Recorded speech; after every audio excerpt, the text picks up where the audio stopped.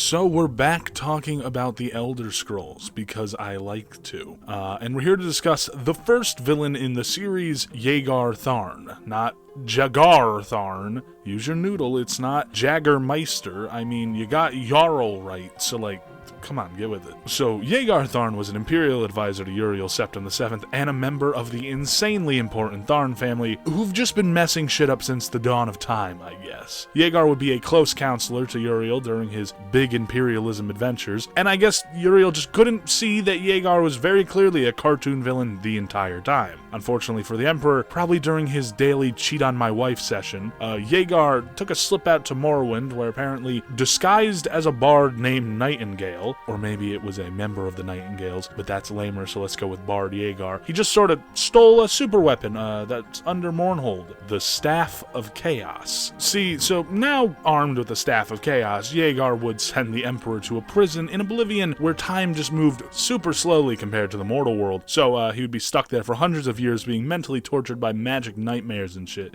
Because fuck him in particular, I guess. Assumedly, this was to keep the dragon fires from going out, because right after Jagar threw Uriel into hell, he would use some sort of illusion magic to make himself look like Uriel, and then he'd run the Empire in his place. So it'd be a little suspect if the dragon fires went out while Uriel was seemingly just fine. Now, I could delve into the rest of the plot of Arena, but instead I'm just going to get into what we're doing here with this video.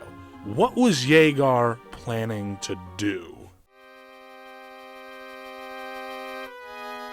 So if you don't know the plot of the rest of Arena, Jagar doesn't just keep the Staff of Chaos around for very long. He drains his power into a magic rock, and then he splits the staff up into chunks and throws them into some dangerous places around Tamriel. Because if he just tried to destroy the staff, well, you know, it'd like tear the world apart or something. This means he's probably not just some power-hungry idiot. See, most people, after secretly deposing of an emperor with a super weapon, would probably want to keep the super weapon by their side. Yeah, it risks some Joe Schmo picking it up and letting the emperor out of his prison if he knew how to use it. But, like, at the same time, it's gotta be pretty comforting that you can use this staff to just watchman people out of existence. But at the same time, I guess he doesn't want somebody picking up the staff and, you know, watchmaning him out of existence as well. So magic power, he's got enough of it. Plenty enough to hijack visions from your ghost companion, just so he can threaten you and geolocate your ass so he can shoot his Daedra minions at you to your exact location.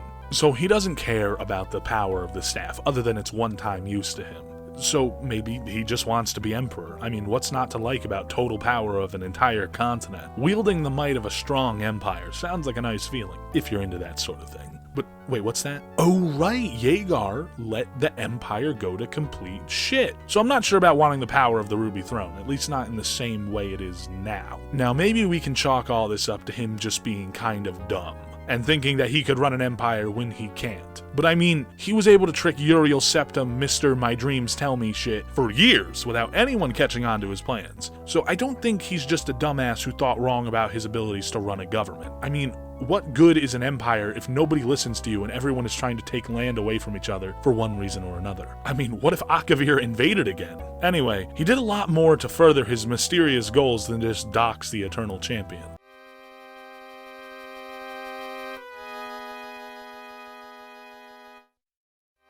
So, let's say hypothetically, you're a battle mage who's taken over, I don't know, an entire empire. What do you do when you remember that there's an academy for battle mages in that empire that's located between dimensions and houses some of the strongest battle mages in the world? Well, I don't know about you, but I'm selling those guys out to a Daedric prince to get them killed ASAP. And yeah, that's what Jagar did. After making a deal with Mehrunes Dagon, again, after he already did that to send the Emperor to Oblivion, he made another deal. Now, funnily enough, Mehrunes Dagon was defeated and all of his plans were ruined by the apprentice of the Battlespire, you know, the standard video game plot. Jagar, on the other hand, got what he wanted out of this. He got away scot-free for the most part. Basically, everyone on the Battlespire died, including an entire dragon, and the Battlespire was destroyed beyond repair. But 1 year-ish before the events of Battlespire took place, another event was taking place in between Skyrim, Hammerfell, and High Rock, the War of Bend-Ur-Mahak. During this war, a being was created, a being made of death and conflict and shadow magic. Umbraketh. This creepy sentient monster was something Jagar and another powerful mage wanted to control. Jagar, of course, wanted to control this monster to use as a weapon. We really don't have that great of a scope about how strong Umbraketh is, really, but the plot involved shadow magic, and Umbraketh is like made of shadow magic, so Umbraketh at full power has got to be somewhat devastating to turn loose on people. Though I'm not sure how well or how at all you'd control Umbraketh. It's very clearly a thinking being. I mean, not only can it speak, it apparently laughs when you die in-game, because now it's like free to roam the world and whatever that would entail. But there must be a way, in theory at least, seeing as multiple intensely powerful mages thought they could have owned it. Unfortunately for them, but fortunately for the people of the Empire, Umbraketh was defeated by the Soul of Conflict, and now nobody gets the Umbraketh. But now let's take a view at everything we've talked about, and try to piece together some vague notion of an idea.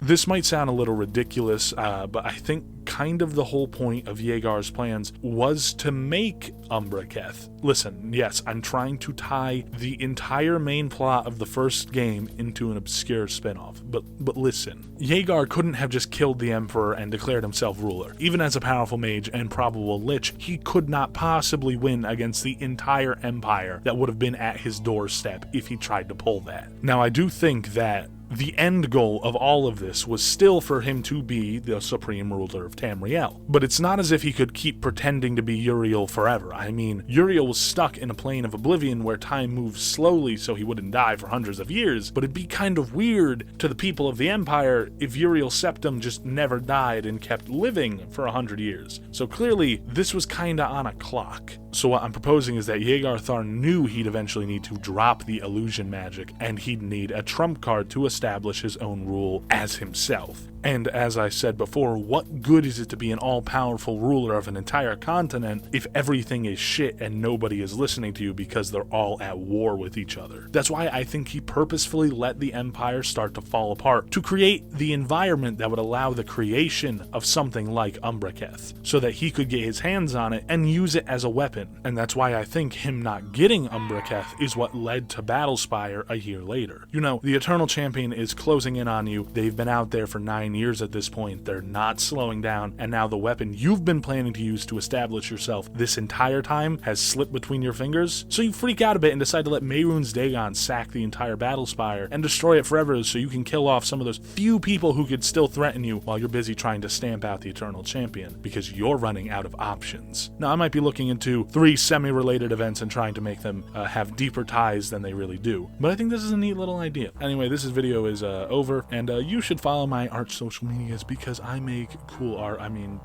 boom, take a look at this. Why did I snap in the recording? Okay, whatever, this video's over.